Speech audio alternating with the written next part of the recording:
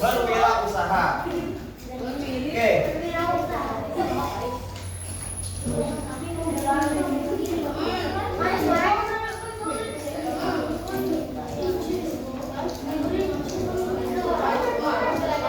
Nah, pada pembelajaran tema 4 ini, yakni salah satunya adalah ide pokok. Yang mana ide pokok tersebut sebuah teks dapat terdiri dari beberapa paragraf. Setiap paragraf memiliki ide pokok. Ide pokok itu adalah gagasan utama tentang isi teks. Misal, contohnya kayak formulir suatu cerita. Nah, di sana pasti ada ide pokoknya. Baik itu ada di pertengahan kalimat maupun di akhir kalimat. Dengan mengetahui ide pokok, kita dapat lebih mudah untuk memahami maksud dari isi teks. Nah, jadi misal kalau ada sebuah cerita, misal cerita tersebut tentang seseorang atau apa, seperti cerita novel, cerita pendek dan lain sebagainya, kita lebih mudah untuk mengetahui apa yang tertuang dari teks tersebut atau cerita tersebut. Oke, lanjut.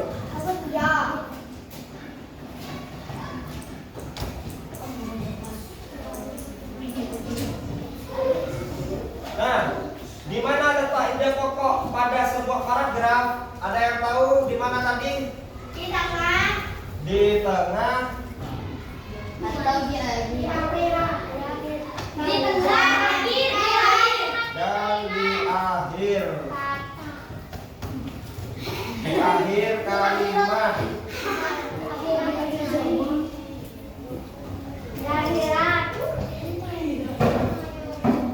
Diingat-ingat, ide pokok ada di sebuah paragraf terletak pada bagian tengah maupun di akhir kalimat. Terus yang kedua, ini yang satu, ini yang kedua. Terus yang kedua, bagaimana cara menentukan ide pokoknya? Ada yang tahu? Hah?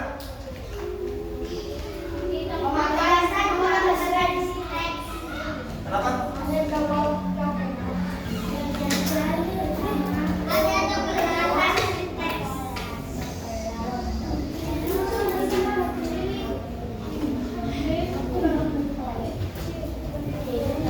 Nah, contohnya ini yang kedua.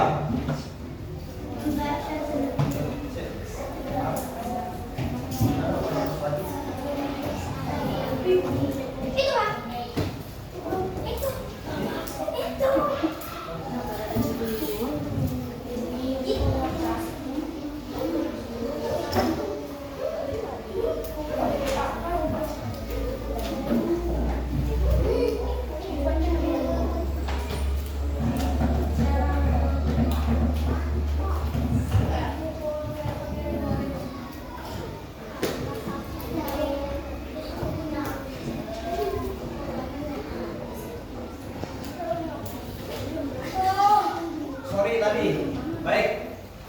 Yang pertama, di mana letak ide pokok pada paragraf? Nah, sorry tadi bukan di tengah. Maksudnya di awal dan atau di akhir kalimat. Terus yang kedua, bagaimana cara kita menentukan ide pokok tersebut?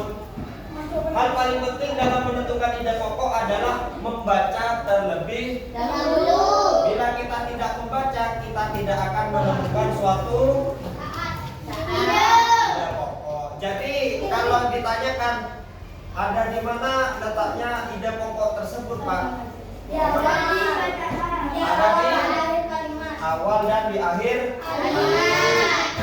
Terus lanjut.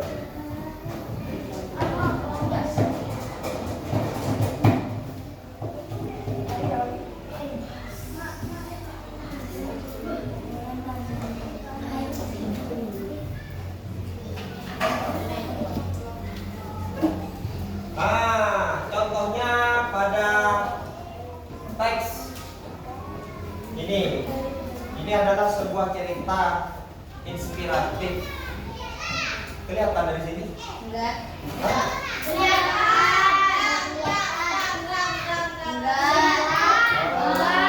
Coba bisa dibuka bukunya di LKS pada halaman berapa itu? Bab 4. Halaman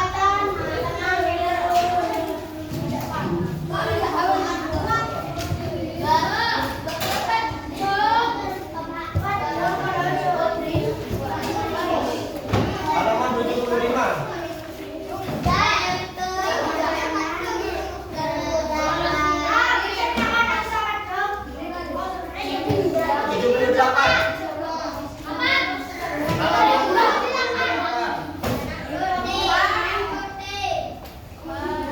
Buka buku LKS halaman 78. Bisa kalian baca kisah inspiratif yang mana dari judulnya dari pedagang asongan hingga pemilik perusahaan.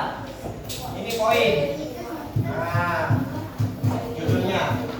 Pada mulanya Nadia Hersa Ursula Permana hanya seorang gadis yang menyukai susu karena segudang manfaatnya bagi kesehatan. Setelah remaja, dia mulai menjajak bisnis susu kemasan. Nadia ingin mengenalkan minuman susu kepada masyarakat. Nah, jadi Nadia ini sangat menyukai apa? Nah, produk susu. Yang mana produk susu ini akan mau dikembangkan oleh yang namanya Nadia. Terus untuk menyalurkan keinginannya itu, Nadia mengajak dua temannya, Toga dan Siti. Mereka mulai memasarkan memasarkan susu pada tahun 2020. Dengan modal kecil dan nama dengan klinik susu. Jadi namanya produk tersebut, Nadia ini mengajak temannya Toga dan Siti ini untuk apa? Mulai memasarkan ke toko-toko, yang mana kemasannya tersebut dinamakan labelnya klinik susu. Nadia dan kedua temannya harus berjuang untuk memasarkan apa ini?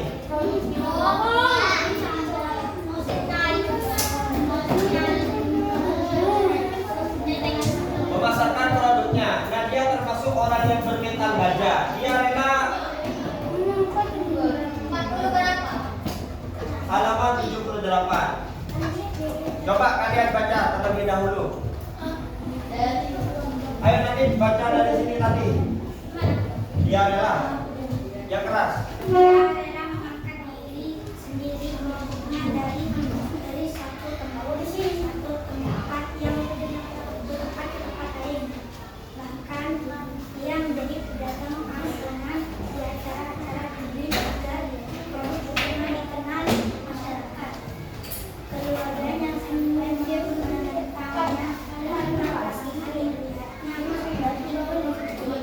Coba siapa yang lebih keras suaranya?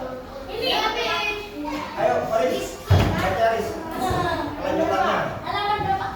Yang itu, ini Nadia.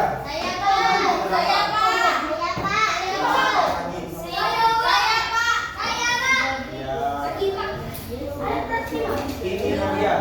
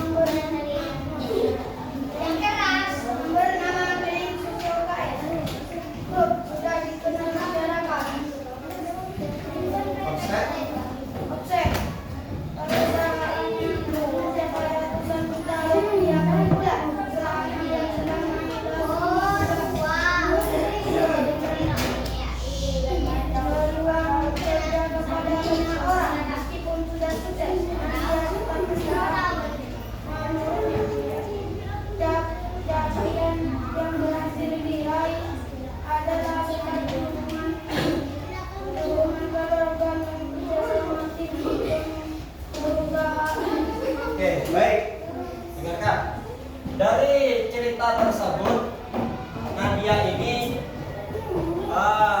ide pokoknya yang kalian ketahui dari paragraf pertama yang mana? Offset.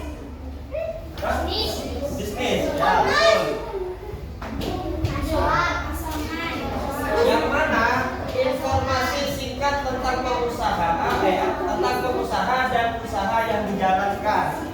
Nah, jadi ide pokoknya itu pada awal paragraf ini menceritakan awal mulanya menjajakan bisnis yakni susu kemasan. Terus yang paragraf kedua ini yang mana?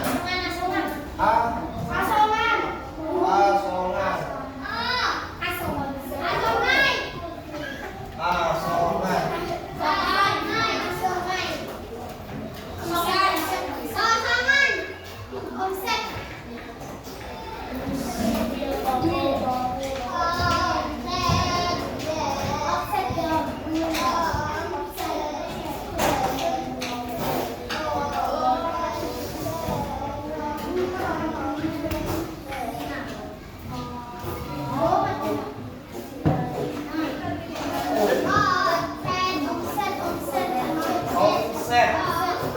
Yang mana paragraf tersebut ide pokoknya adalah asongan.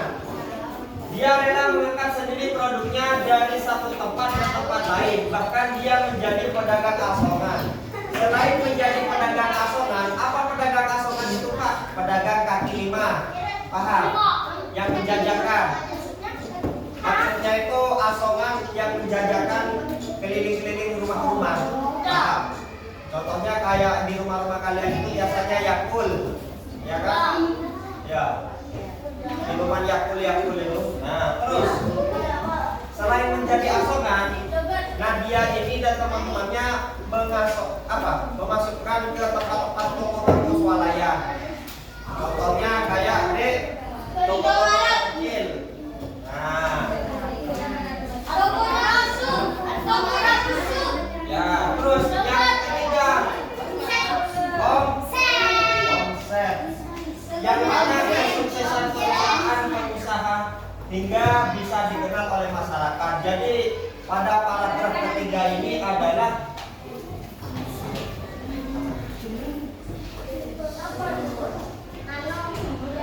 jadi yang paragraf ketiga ini perusahaannya kian melintang yang bernama Klinik Susu. Lanjut. Nah, terus selain belajar berwirausaha seperti Nadia tadi, kita harus lebih mengenal dengan kata idiom. Idiom itu apa Pak? Gabungan kata yang membentuk makna baru. Idiom digunakan sebagai ungkapan. Contohnya gimana? Kayak apa lagi?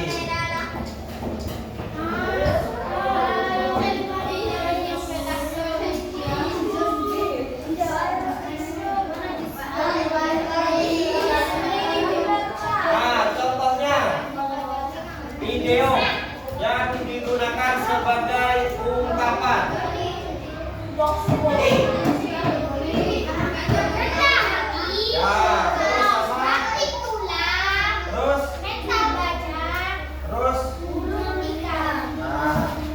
Coba kalian pahami dan cermati.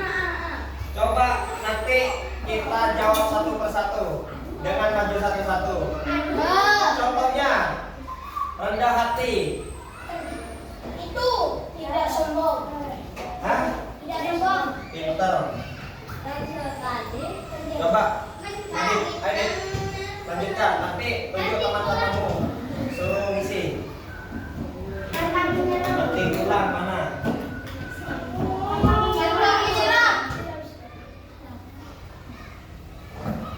Tunjuk teman-temannya. Siapa yang punya? Ayo.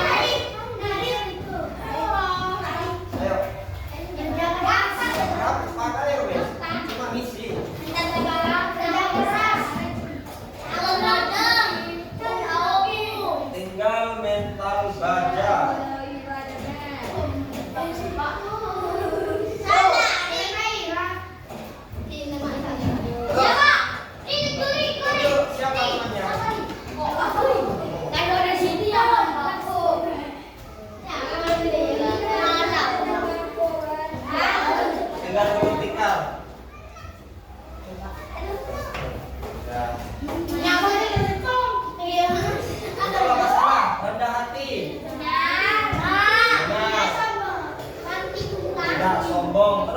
banting tulang, bukan kerja keras.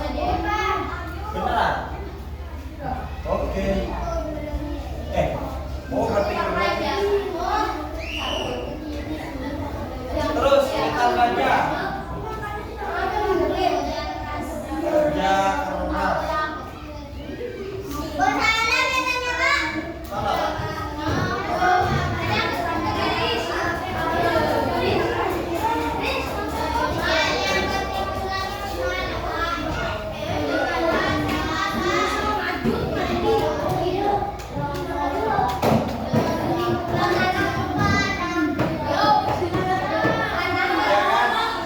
Ketemu.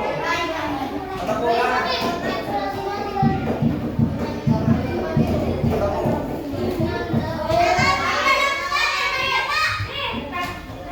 Ya kan? Jadi ini yang betul. Rendah hati, tidak sombong, banting tulang, kerja keras, terus mental baja, lari ke pantang menyerah.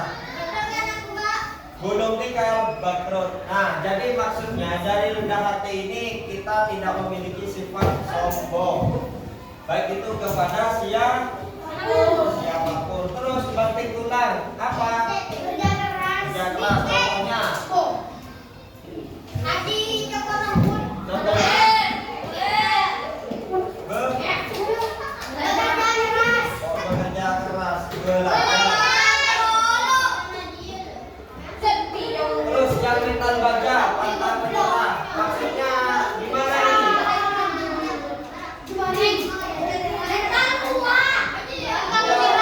Mental baja dan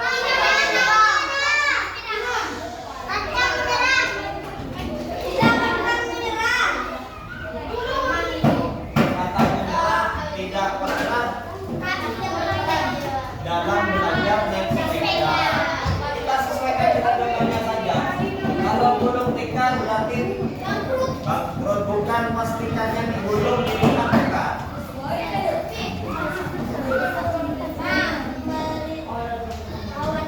Nah, terus sekarang wawancara. Yang mana pada pembelajaran memang tersebut meliputi yang pertama apa? Kewirausahaan. Ya, terus yang kedua penggabungan kata apa yang disebut dengan tadi idiom. Terus yang ketiga wawancara apa yang dinamakan wawancara? Contohnya, jadi contohnya wawancara itu kita misal memiliki PR, disuruh Pak Guru untuk mewawancarai di suatu toko yang mana toko tersebut berproduksi roti, paham? Ya, entah roti, entah itu kue dan sebagainya. Ya, Pak, wawancara itu apa ada step-stepnya? Ada. Tak poro langsung. Pak, gimana cara gini? Pak, gimana langsung gini? Ya, ada step-stepnya. Ya, betul. Ya. Nah, step-stepnya ini. Cara melakukan wawancara yang baik. Yang pertama, paham kan? Tak poro langsung. Pak, gimana cara buat roti? Gini.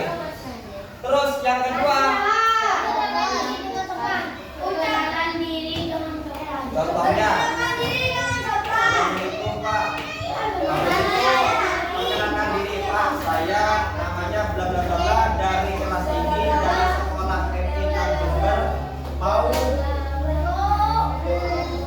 mewawancarai tentang perusahaan Bapak atau usaha Bapak. Terus yang ketiga apa? Ajukan pertanyaanmu dengan sopan dan jelas. Misal kalau ada pertanyaan 10, jangan diperbanyak. Maksudnya gimana Pak? Misal dari tugas dari Pak Gurunya Jangan kalian ditambahin. Nah, terus dalam pertanyaan itu harus sopan. Contohnya,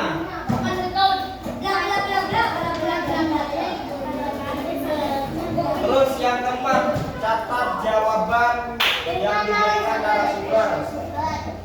Misal kalian mengajukan pertanyaan nomor 1, kalian harus catat itu apa saja. Contohnya, Pak, sejak kapan perusahaan ini atau produksi roti ini didirikan? Terus yang kelima, bila selesai semua, ucapkan terima kasih telah wawancara. Jangan ngomong jenengan teh. Oke, motor sekelas.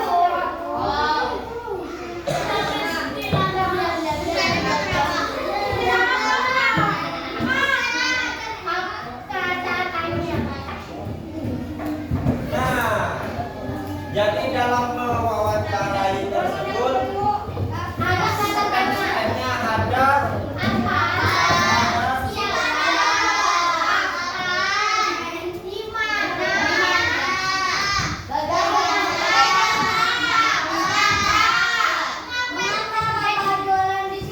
contohnya kalau apa? Bisa kalian apa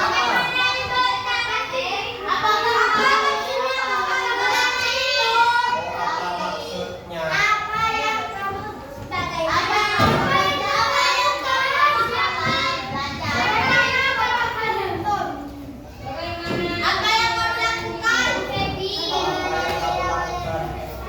Contohnya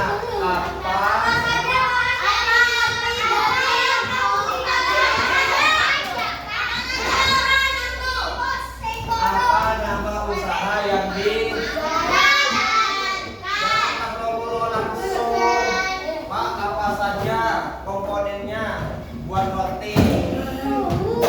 Kita tanyakan dulu yang awal apa nama usaha yang dijalankan. Terus yang kedua, siapa?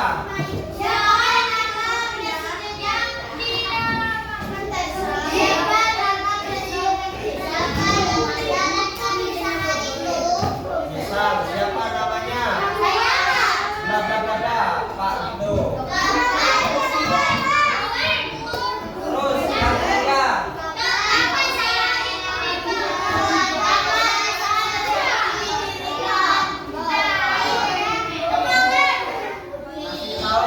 tahun berapa?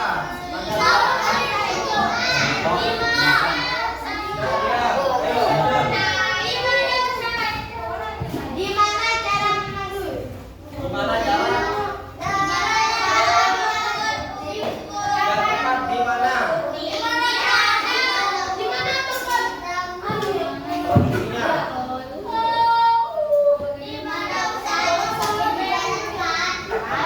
Mana jawabanmu? Contohnya, misal kalau ada di toko, yang tulis toko. Misal kalau di tempatnya ada di pabrik, tulis di pabrik.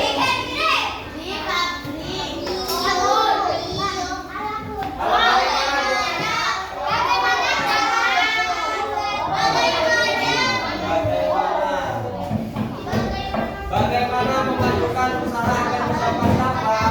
Atau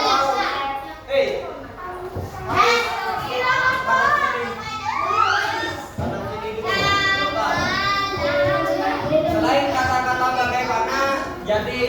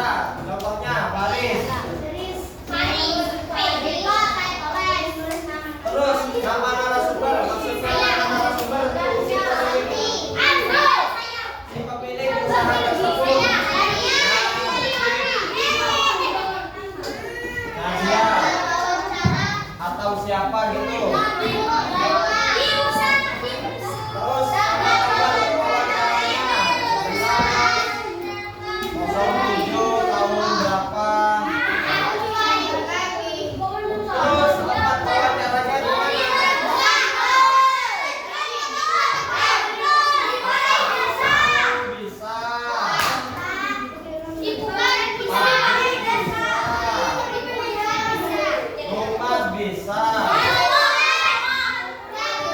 Waktu wawancaranya masih jam 8, jadi terlalu pagi.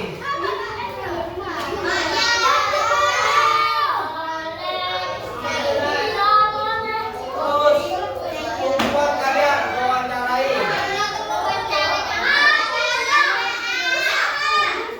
Ya, kata-kata.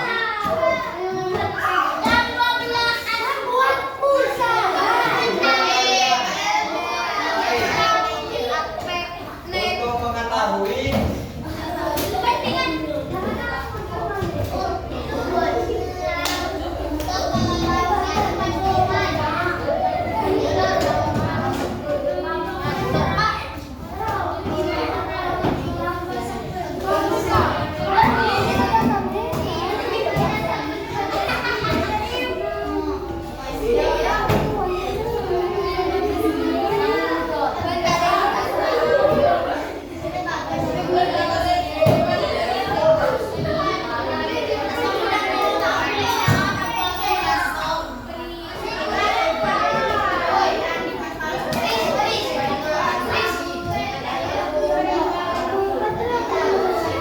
informasi yang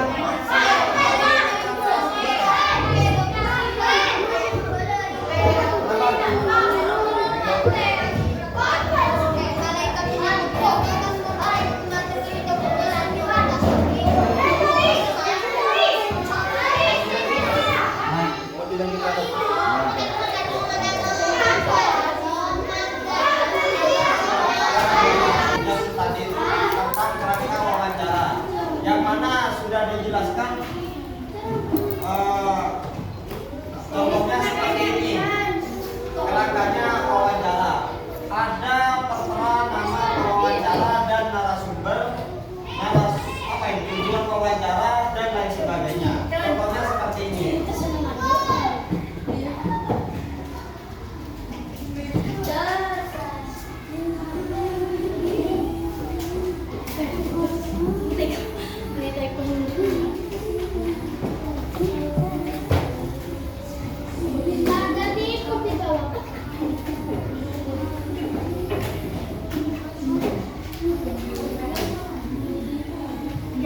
Nah, dan terus selesai menulis kerangka wawancara, kita juga membuat laporan hasil wawancara tadi.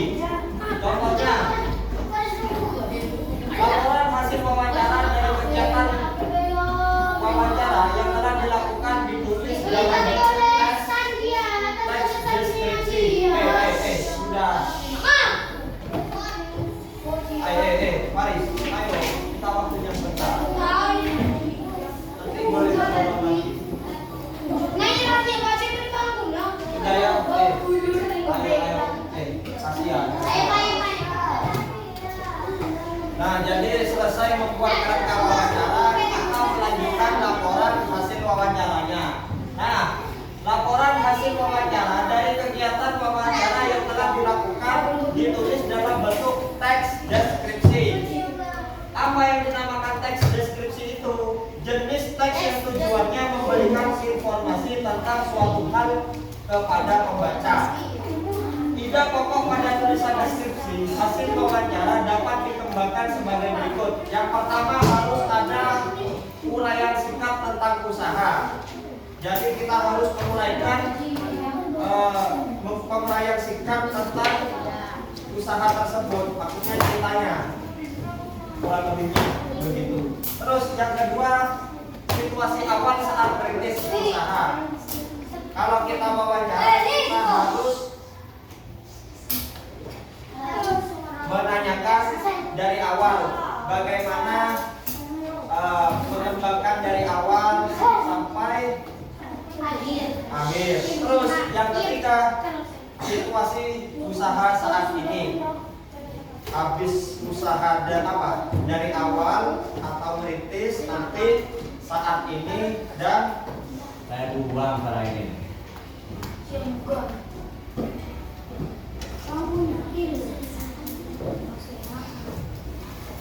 Terus yang keempat, langkah-langkah yang dilakukan pengusaha dalam pengembangan usahanya. Pesan moral dari pengusahanya. Jadi yang terakhir ini harus ada pesan moralnya dari pengusaha tersebut. Apa pengusaha itu? Pak, orang yang memiliki suatu usaha apapun, baik itu usaha membuat roti kering, bisa membuat kerajinan layangan, bisa, itu termasuk Usaha. Pak, banyak orang yang jualan kok sekta itu gimana? Itu masuk usaha, pengusaha dia. Terus apa lagi selain itu? Pegang ceper. Hah? Pegang ceper. Jualan baju. Pak ini nano. Ini lo macam apa, Pak? Nah. Contohnya seperti ini. Jangan lupa dikasih judul. Di atas jangan lupa dikasih judul. Contohnya terserah kalian nanti mau dikasih judul apa tentang wawancaranya itu. Terus nanti isi apa gitu.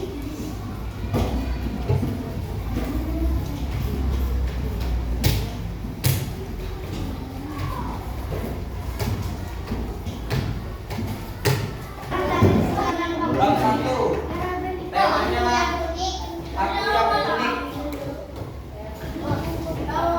aku yang unik. Iya. Lihat Rani. Bab 1 tentang aku yang unik. Aku yang unik bagaimana, Pak? Itu. Apa lagi? Mas. Selimut geli. Apa le? Imut.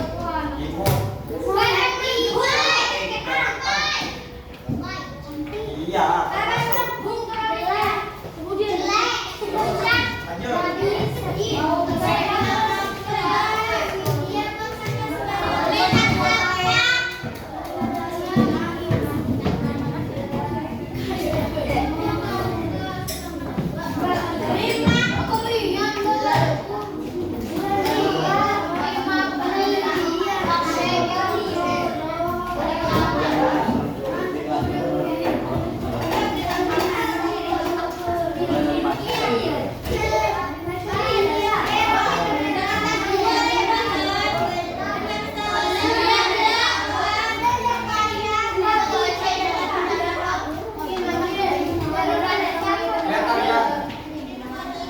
Karena dari bab 1 ini termasuk salah satunya menerangkan tentang puisi yang mana terdapat akrostitik.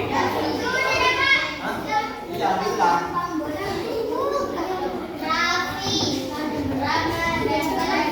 Akrostitik itu adalah puisi yang setiap kawan barisnya dibentuk dari rangkaian huruf yang memberi makna atau pesan puisi. Rapi. Selain itu bisa berbentuk kayak nama-nama.